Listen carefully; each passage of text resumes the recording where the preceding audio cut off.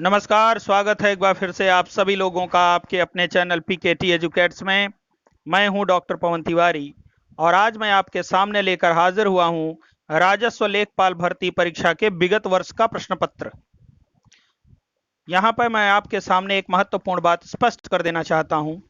जरूरी नहीं कि जो प्रश्न पिछली परीक्षाओं में पूछे गए हैं वही प्रश्न आगामी परीक्षाओं में भी आपसे पूछे जाएं, और यह भी जरूरी नहीं है कि पिछली परीक्षा में प्रश्नों का जो स्तर रहा है वही स्तर आगामी परीक्षाओं में भी हो। यह भी हो सकता है कि आगामी परीक्षाओं में और अधिक कठिन प्रश्न पूछे जाएं, और यह भी हो सकता है कि पिछली परीक्षाओं की ही तरह उसी स्तर के प्रश्न पूछे जाएं। बात चाहे जो भी हो, लेकिन जब हम प्रीवियस ईयर्स के पेपर्स को सॉल्व करते हैं तो हमारा कॉन्फिडेंस बढ़ता है और हमें यह पता चलता है कि वास्तव में प्रश्न पूछे कहां से जाते हैं और किस प्रकार के प्रश्न होते हैं और उनका स्तर क्या होता है। और इन्हीं चीजों को मद्देनजर रखते हुए आज मैं आपके सामने विगत वर्ष का प्रश्न पत्र लेकर हाजिर हूं। तो आइए बढ़ते हैं अपने प्रश्नों की तरफ। निर्देश: प्रश्न 1 और 2 में लिखित लोकोक्तियों मुहावरों के सही अर्थ चुनकर बताइए। प्रश्न 1 है खिसियानी बिल्ली खंभा नोचे, और 4 यहां पर विकल्प दिया गया है। आपको यह बताना है कि इसमें सही विकल्प कौन सा है। विकल्प ए है अपनी शर्म छिपाने के लिए व्यर्थ झुंझलाना, बी है अपनों से बड़ों पर क्रोध करना, सी है कायरतापूर्ण व्यवहार करना, और डी है किसी बात पर शर्मिंदा होकर क्रोध करना। इसमें आपका सही विकल्प है ए अपनी शर्म छिपाने के लिए व्यर्थ झुंझलाना। यहां मैं आपके सामने एक और बात स्पष्ट कर देना चाहता हूं। आप देख सकते हैं कि विकल्प डी भी इसी से मिलता जुलता है, किसी बात पर शर्मिंदा होकर क्रोध करना, लेकिन आयोग अपनी शर्म छिपाने के लिए व्यर्थ झुंझलाना इसी विकल्प को सही मानता है, इसलिए आपको भी इसी विकल्प को ही मानना होगा। तो खिसियानी बिल्ली खंभा नोचे, इसका सही जवाब है अपनी शर्म छिपाने के लिए व्यर्थ झुंझलाना। विकल्प ए आपका सही है, बी, सी और डी गलत हैं। आइए बढ़ते हैं अपने अगले प्रश्न की तरफ। काठ की हांडी बार बार नहीं चढ़ती, इस मुहावरे का अर्थ क्या होगा। विकल्प ए है लकड़ी का बर्तन अग्नि से जल सकता है, बी है दुर्भाग्य की मार बार बार नहीं होती, सी है बुरे दिन हमेशा नहीं रहते, और डी है छल कपट का व्यवहार हमेशा नहीं चलता। एक बात मैं आपके सामने स्पष्ट कर देना चाहता हूं, लोकोक्तियां और मुहावरों का जो सामान्य अर्थ होता है वास्तव में वह उसका वास्तविक अर्थ नहीं होता। इनका व्यंग्यार्थ होता है, लक्ष्यार्थ होता है, और इस वजह से जो कहा जाता है उसका वह अर्थ न होकर कोई दूसरा अर्थ होता है। इनका अर्थ अन्योक्तिपरक होता है। इस वजह से जो सामान्य कथन होता है वह वाकई उसका अर्थ नहीं होता है। तो काठ की हांडी बार बार नहीं चढ़ती, विकल्प ए है आपका लकड़ी का बर्तन अग्नि से जल सकता है, यह तो सामान्य सा कथन हो गया, यह विकल्प आपका गलत है। दुर्भाग्य की मार बार बार नहीं होती, सी है बुरे दिन हमेशा नहीं रहते, और डी है छल कपट का व्यवहार हमेशा नहीं चलता। विकल्प डी आपका यहां पर सही है। जिस प्रकार से काठ की हांडी बार बार चूल्हे पर नहीं चढ़ाई जा सकती है, उसी प्रकार से बार बार छल कपट के माध्यम से आप किसी को ठग नहीं सकते हैं, किसी का बुरा नहीं कर सकते हैं। एक वक्त आएगा जब वह व्यक्ति आपसे सचेष्ट हो जाएगा, चेतित हो जाएगा, और आपके बहकावे में या आपके छल कपट का शिकार नहीं होगा। तो काठ की हांडी बार बार नहीं चढ़ती, इसका सही विकल्प है डी, छल कपट का व्यवहार हमेशा नहीं चलता। आइए बढ़ते हैं अपने अगले प्रश्न की तरफ। निर्देश: प्रश्न संख्या 3 और 4 में लिखित शब्दों के विलोम शब्द चुनिए। प्रश्न नंबर 3 है आपका कृश। कृश का आपको विलोम बताना है। विकल्प ए है विटप, बी है हृष्टपुष्ट, सी है केश, और डी है भव। इसमें आपका सही जवाब है बी, हृष्टपुष्ट, क्योंकि कृश का अर्थ होता है दुबला पतला, और दुबला पतला का विलोम शब्द होगा हृष्ट पुष्ट, अर्थात स्वस्थ, एकदम मोटा ताजा, जिसे आप कह सकते हैं। तो बी आपका यहां पर सही है। आइए बढ़ते हैं अपने अगले प्रश्न की तरफ। अल्पज्ञ का विलोम क्या होगा? विकल्प ए है सर्वज्ञ, बी है अभिज्ञ, सी है अवज्ञ और डी है कृतज्ञ। अल्पज्ञ का अर्थ होता है जो कम ज्ञानी हो, और इसका विलोम शब्द क्या होगा? जो सब कुछ जानता हो, अर्थात सर्वज्ञ। विकल्प ए आपका यहां पर सही है। अल्पज्ञ का विलोम क्या होगा? सर्वज्ञ होगा। आइए बढ़ते हैं अपने अगले प्रश्न की तरफ। खूंटी शब्द का बहुवचन बताइए। विकल्प ए है खूंटिया, बी है खूंटियों, सी है खूंटियां और डी है खूंटियों। इसमें आपका सही जवाब है विकल्प सी, खूंटियां। जी हां, खूंटी शब्द का बहुवचन क्या होगा? खूंटियां होगा। बाकी तीनों विकल्प आपके गलत हैं। आइए बढ़ते हैं अपने अगले प्रश्न की तरफ। निम्नलिखित अनेकार्थी शब्द का दूसरा अर्थ बताइए। अज अजन्मा, अज का एक अर्थ है अजन्मा, और आपको दूसरा अर्थ इसमें तलाश करना है। जो चार विकल्प दिए गए हैं कि इसमें अज का और कौन सा अर्थ हो सकता है। विकल्प ए है आजन्म, बी है निर्भीक, सी है आजीवन और डी है ईश्वर। तो अज का अर्थ अजन्मा होता है और अज का अर्थ ईश्वर भी होता है, क्योंकि ईश्वर भी अजन्मा है, अनादि है। इस वजह से अज का अजन्मा और ईश्वर दोनों अनेकार्थी शब्द होंगे। विकल्प डी आपका यहां पर सही है। आइए बढ़ते हैं अपने अगले प्रश्न की तरफ।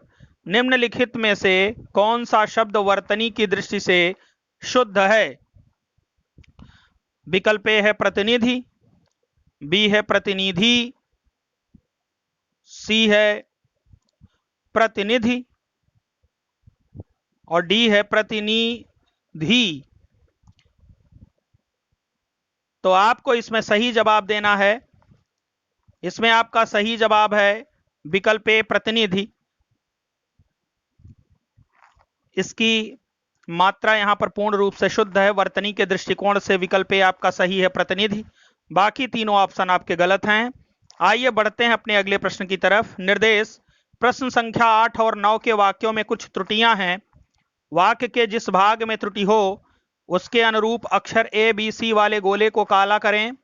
यदि वाक्य में कोई त्रुटि ना हो तो डी वाले गोले को पूरी तरह काला करें। हमारा 8वां प्रश्न है, विद्यालय में जलपान को उत्तम प्रबंध है, कोई त्रुटि नहीं। इसमें आपको यह बताना है कि वाक्य के किस भाग में गलती है। आप देख सकते हैं विद्यालय में जलपान का, को नहीं बल्कि क्या होना चाहिए? जलपान का उत्तम प्रबंध है। तो को की जगह पर क्या होना चाहिए? यहां का होना चाहिए। इसलिए विकल्प बी आपका यहां पर गलत है। जलपान को की जगह पर जलपान का होना चाहिए। विद्यालय में जलपान का उत्तम प्रबंध है, जलपान को यहां नहीं हो सकता है। इसलिए गलती विकल्प बी में है और इसलिए विकल्प बी यहां पर सही है। बाकी तीनों ऑप्शन आपके गलत हैं। विद्यालय में जलपान का उत्तम प्रबंध है। आइए बढ़ते हैं अपने अगले प्रश्न की तरफ। हमारा 9वां प्रश्न है, मुझे रेलगाड़ी में यात्रा करना अच्छी लगती है, कोई त्रुटि नहीं। इसमें आपको बताना है कि वाक्य के किस भाग में गलती है। आप जानते हैं मुझे पुल्लिंग शब्द है, और जब पुल्लिंग है तो स्त्रीलिंग क्रिया या अन्य शब्दों का प्रयोग नहीं होना चाहिए। आप देख सकते हैं यहाँ अच्छी लगती है कि जगह पर अच्छा लगता है होना चाहिए, क्योंकि मुझे आपका पुल्लिंग है। तो मुझे रेलगाड़ी में यात्रा करना अच्छा लगता है, अच्छी लगती है नहीं। विकल्प सी आपका इसमें सही है आपका, क्योंकि इसी भाग में अशुद्धि है। आइए बढ़ते हैं अपने अगले प्रश्न की तरफ। निम्नलिखित में कौन सा शब्द तत्सम है? विकल्प ए है आज, बी है आंख, सी है अग्र और डी है आग। इसके पहले मैंने आपको कई बार बताया है कि ऐसे सभी शब्द जिनको बोलने में हमें कठिनाई का अनुभव होता है तत्सम शब्द होते हैं। बाकी शब्द जो है तद्भव होते हैं। हम आज, आंख और आग को आराम से बोल सकते हैं, लेकिन जब हम अग्र बोलेंगे तो अग्र में हमें थोड़ी सी कठिनाई का अनुभव होगा। अग्र यहां पर तत्सम शब्द है, विकल्प सी आपका यहां पर सही है। आइए बढ़ते हैं अपने अगले प्रश्न की तरफ। हमारा अगला प्रश्न है कि प्रश्न संख्या 11 और 12 में लिखित वाक्यों के लिए एक शब्द चुनिए। हमारा 11वां प्रश्न है, पर्वत की तलहटी को क्या कहते हैं? विकल्प ए है द्रोण, बी है बेसिन, सी है घाटी और डी है उपत्यका। इसमें आपका सही विकल्प है डी, उपत्यका। पर्वत की तलहटी के स्थान को उपत्यका कहा जाता है, जबकि घाटी दो पर्वतों के बीच का स्थान माना जाता है। तो घाटी यहां पर नहीं हो सकता, विकल्प डी ही आपका सही है। पर्वत की तलहटी को हम उपत्यका कहते हैं। आइए बढ़ते हैं अपने अगले प्रश्न की तरफ। कंजूसी से धन व्यय करने वाले को क्या कहा जाता है? विकल्प ए है कृपण, बी है मसृण, सी है मितव्ययी और डी है अल्पव्ययी। इसमें आपका सही जवाब है कृपण। कंजूसी से धन व्यय करने वाले व्यक्ति को हम क्या कहते हैं? कृपण कहते हैं। जबकि जो व्यक्ति कम खर्च करता है लेकिन आवश्यकता वाली चीजों के लिए अपने धन को व्यय करता है, उसे हम मितव्ययी कहते हैं।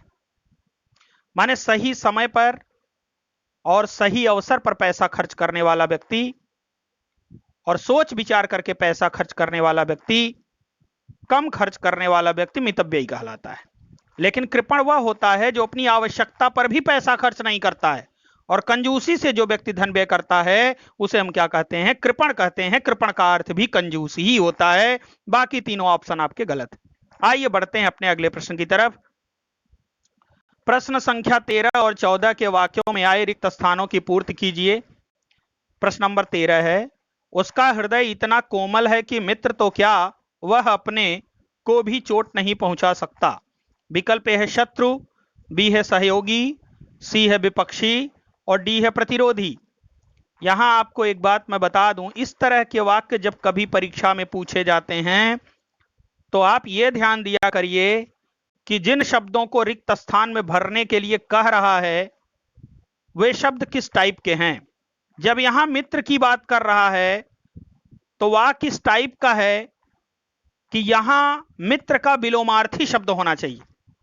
तो उसका हृदय इतना कोमल है कि मित्र तो क्या वह अपने शत्रु को भी चोट नहीं पहुंचा सकता है। तो यहां मित्र का विलोम क्या होगा? शत्रु होगा।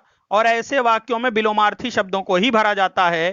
तो विकल्प ए आपका यहां पर सही है, शत्रु, सहयोगी, विपक्षी और प्रतिरोधी आपका गलत है, क्योंकि मित्र का विलोम क्या होता है? शत्रु होता है। आइए बढ़ते हैं अपने अगले प्रश्न की तरफ। देश रक्षा के लिए प्रत्येक नागरिक को रहना चाहिए। इसमें आपको बताना है कि रिक्त स्थान में कौन सा शब्द भरा जाएगा। 4 विकल्प आपके सामने हैं। पहला विकल्प है उद्धृत, विकल्प बी है प्रबुद्ध, सी है संबद्ध और डी है उद्यत। इसमें आपका सही जवाब होगा डी, उद्यत। उद्यत का अर्थ होता है तत्पर रहना। तो देश रक्षा के लिए प्रत्येक नागरिक को तत्पर रहना चाहिए, उद्यत रहना चाहिए। विकल्प डी आपका यहां पर सही है, बाकी तीनों ऑप्शन गलत है। आइए बढ़ते हैं अपने अगले प्रश्न की तरफ। अरविंद शब्द का पर्यायवाची शब्द बताइए। विकल्प ए है कल्पवृक्ष, बी है केवड़ा, सी है कमल और डी है गुलाब। इसमें आपका सही जवाब है कमल। जी हां, अरविंद शब्द का अर्थ क्या होता है? कमल होता है। विकल्प सी सही है, कमल अरविंद का पर्यायवाची शब्द है। हमारा 16वां प्रश्न है, निर्धन में कौन सी संधि है? विकल्प ए है अयादि संधि, बी है यण संधि, सी है व्यंजन संधि और डी है विसर्ग संधि। इसमें आपका सही जवाब है विसर्ग संधि। ये हमारा विसर्ग संधि का नियम है। निह धन धन, यदि प्लस के पहले विसर्ग हो और विसर्ग के पहले छोटी ई या छोटा ऊ हो और प्लस के बाद वर्गीय व्यंजन का तीसरा, चौथा, पांचवा वर्ण हो, य, र, ल, व, ह हो, या फिर कोई स्वर हो, तो ऐसे में जो विसर्ग होता है आपका वह र में बदल जाता है। तो इस तरह से निह धन धन बराबर क्या हो जाएगा, निर्धन हो जाएगा। यह विसर्ग संधि का नियम है और इसलिए निर्धन में संधि कौन सी होगी, विसर्ग संधि होगी। विकल्प डी आपका यहां पर सही है। आइए बढ़ते हैं अपने अगले प्रश्न की तरफ। देशांतर में कौन सा समास है? विकल्प ए है कर्मधारय, बी है बहुव्रीहि, सी है द्विगु और डी है द्वंद्व। इसमें आपका सही जवाब है कर्मधारय समास। देश का अंतर है जिसमें अगर यहां तत्पुरुष समास भी रहा होता तो देश का अंतर हो सकता था, लेकिन चूंकि तत्पुरुष विकल्प में ही नहीं है तो देशांतर में निर्विवाद रूप से कर्मधारय समास हो गया आपका। देश का अंतर है जिसमें विकल्प ए आपका यहां पर सही है। आइए बढ़ते हैं अपने अगले प्रश्न की तरफ। अंबर पनघट में डुबो रही तारा घट ऊषा नागरी, इस पंक्ति में अलंकार है। विकल्प ए है अनुप्रास, बी है श्लेष, सी है रूपक और डी है उपमा। मैंने एक बार आपको बताया था, आज फिर बता देता हूं। उपमा के 4 अंग होते हैं, उपमेय, उपमान, वाचक और साधारण गुणधर्म। उपमेय वह होता है जिसकी तुलना की जाती है। सीधे शब्दों में जानिए, जो चीज हमारे पास होती है, नजदीक होती है, उपमेय कहलाती है, और जो चीज दूर रहती है उपमान कहलाती है। इसीलिए उपमेय को प्रस्तुत कहा जाता है और उपमान को अप्रस्तुत कहा जाता है। तो जो चीजें हमारी आंखों के सामने दिखाई दें वो हमेशा क्या होती हैं, प्रस्तुत होती हैं, उपमेय होती हैं। और उपमेय प्रायः हमारे नजदीक होता है और उपमान कल्पना की चीज है, यह हमसे हमेशा दूर रहता है। तो अंबर पनघट में डुबो रही तारा घट ऊषा नागरी, तो ध्यान दीजिएगा, अगर उपमेय और उपमान के बीच में कभी भी योजक चिन्ह का प्रयोग होगा तो वहां हमेशा रूपक अलंकार होता है। आप देख सकते हैं ये चिन्ह जो है योजक का चिन्ह है। अंबर आसमान है और अंबर की तुलना किससे की गई है, पनघट से, जबकि पनघट वहां नहीं है। अंबर यहां उपमेय है और पनघट उपमान है। तारा दिखाई दे रहा है, उपमेय है। घट घड़ा दिखाई नहीं दे रहा है, घड़ा उपमान है। ऊषा यहां पर उपमेय है और नागरी यहां पर उपमान है। तो यहां पर उपमेय और उपमान के बीच में हमेशा तीनों जगह पर योजक चिन्ह का प्रयोग हुआ है। यहां भी रूपक है, यहां भी रूपक है, यहां भी रूपक है। तो 3 उपमेय और 3 उपमान में के बीच में आप देख सकते हैं योजक चिन्ह का प्रयोग हुआ है। और ये रूपक अलंकार की परिभाषा क्या दी जाती है, जहां पर उपमेय में उपमान का अभेद आरोप किया जाता है वहां पर रूपक अलंकार होता है। तो अंबर, अंबर में पनघट का, तारा में घट का और ऊषा में नागरी का अभेद आरोप किया जा रहा है, इसलिए यहां पर रूपक अलंकार हो गया। विकल्प सी आपका यहां पर सही है। आइए बढ़ते हैं अपने अगले प्रश्न की तरफ। क्योंकि मैंने आपको यह भी बताया था कि उपमा के 4 अंग होते हैं, तो 2 पर मैंने चर्चा किया। 2 पर इसलिए चर्चा किया क्योंकि 2 की ही आवश्यकता थी। तीसरा आपका वाचक है, वाचक की इसमें कोई जरूरत नहीं थी। और वाचक मैं आपको बता देता हूं किसे कहते हैं। उपमेय और उपमान के बीच में तुलना करने वाले जो शब्द होते हैं वाचक कहलाते हैं। जैसे सा, सी, से, सम, सरिस, समान, ये सब क्या हैं, वाचक शब्द हैं। लेकिन रूपक अलंकार में वाचक शब्दों का प्रयोग नहीं होता है।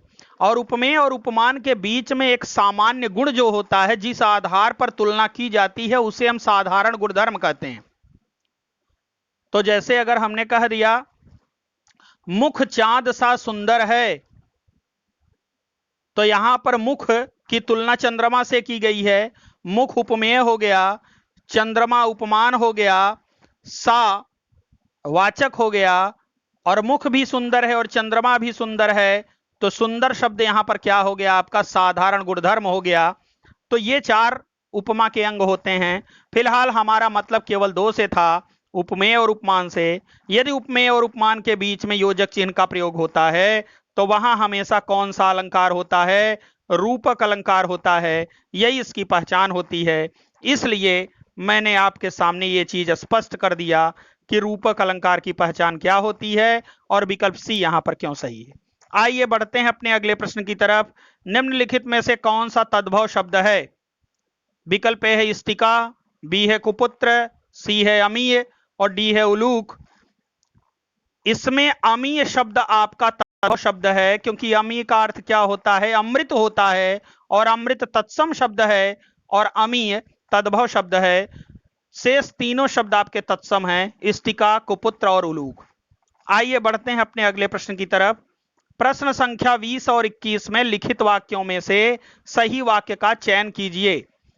विकल्प ए है तुलसी अवधि के श्रेष्ठ कवि और ब्रजभाषा के सूर हैं, बी है तुलसी अवधि के श्रेष्ठ कवि हैं और सूर ब्रजभाषी हैं, सी है तुलसी और सूर अवधि और ब्रजभाषी के श्रेष्ठ कवि हैं, और डी है तुलसी और सूर क्रमशः अवधि और ब्रजभाषा के श्रेष्ठ कवि हैं। इसमें विकल्प डी आपका सही है, तुलसी और सूर क्रमशः अवधि और ब्रजभाषा के श्रेष्ठ कवि हैं। तुलसीदास किसके हैं? अवधि के। और सूरदास किसके हैं? ब्रजभाषा के हैं। यहां क्रमशः शब्द भी लगाया है। यह सभी तरह से यह वाक्य आपका सही है, इसमें कोई कमी नहीं है। आइए बढ़ते हैं अपने अगले प्रश्न की तरफ। जीवन और साहित्य का निकट संबंध है। विकल्प बी है जीवन और साहित्य का घोर संबंध है, सी है जीवन और साहित्य का अगाध संबंध है, जीवन और साहित्य का घनिष्ठ संबंध है। वास्तव में जीवन और साहित्य के बीच में घनिष्ठ संबंध होता है। विकल्प डी आपका यहां पर सही है। अगाध, घोर और निकट ये सब उचित शब्द नहीं हैं जिनका प्रयोग किया जा सके। आइए बढ़ते हैं अपने अगले प्रश्न की तरफ। करुण रस का स्थायी भाव क्या है? उत्साह विकल्प ए है, बी है शोक, सी है रति और डी है हास्य। उत्साह वीर रस का स्थायी भाव है, शोक करुण का है, रति श्रृंगार का है और हास्य रस का है। तो ध्यान दीजिएगा, करुण रस का स्थायी भाव यहां क्या होगा? शोक होगा। विकल्प बी आपका यहां पर सही है। आइए बढ़ते हैं अपने अगले प्रश्न की तरफ। मैं खाना खा चुका था, इस वाक्य में कौन सा भूतकालिक भेद है? विकल्प ए है आसन्न भूतकाल, डी है संदिग्ध भूतकाल, सी है सामान्य भूतकाल और डी है पूर्ण भूतकाल। इसमें सही जवाब है आपका पूर्ण भूतकाल। चुका था, चुकी थी, चुके थे, या था, ई थी, ये थे, आ था, ई थी, ये थे, ये सारे शब्द कहीं भी अगर आते हैं किसी वाक्य में तो वहां हमेशा पूर्ण भूतकाल होता है।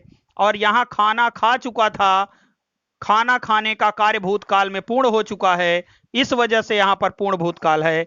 आइए बढ़ते हैं अपने अगले प्रश्न की तरफ। राजा सेवक को कंबल देता है, इस वाक्य में कौन सा कारक है?